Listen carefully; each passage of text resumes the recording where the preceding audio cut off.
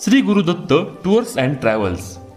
आमच्याकडे सर्व प्रकारचे AC, non AC, tempo traveller, mini bus तसेच लक्झरी बस भाड्याने मिळेल।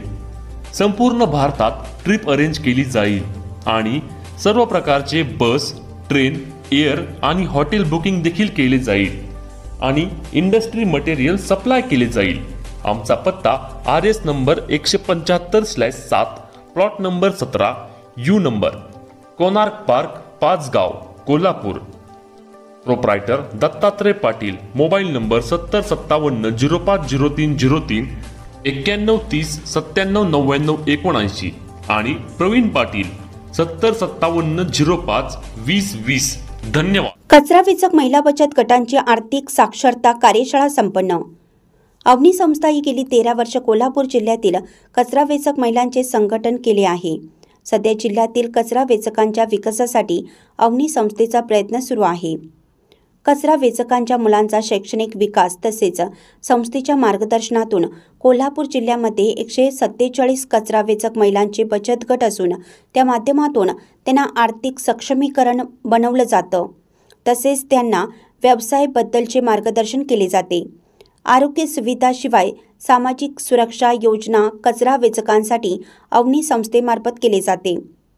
विचारेमाळ येथे कचरा वेचक महिला बचत गटाची आर्थिक साक्षरता कार्यशाळा घेण्यात आली।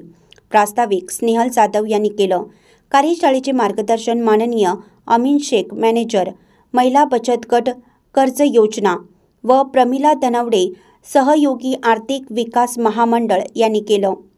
यामध्ये प्रामुख्याने महिला बचत गटाने बँकेचा आर्थिक व्यवहार, बचत गटमधील फसवणुकीचे प्रकार घडू नयेत, महिला बचत गटामधून व्यवसाय लोन बाबत अधिक माहितीपूर्ण आर्थिक निर्णय घेण्याची क्षमता, पैसे आणि कर्जाचे प्रभावी व्यवस्थापन, आर्थिक ध्येय कसे प्राप्त करावे याची चांगली समज असणं, सुधारित नियंत्रणाद्वारे खर्च कपात, आर्थिक चिंता आणि तणाव कमी कसे झाले आहेत, तसेच विमा, कर्ज, गुंतवणूक आणि क्रेडिट कार्ड वापरताना नैतिक निर्णय घेण्यात कसे घ्यावेत, प्रभावी निर्मिती व आर्थिक घटक आणि कौशल्याची रचना कशी केली जाते, जी व्यक्तीला पैसे आणि कर्ज प्रभावीपणे कसे हाताळावे हे जाणून घेण्यास सक्षम बनवणं याबद्दल सविस्तर मार्गदर्शन केलं।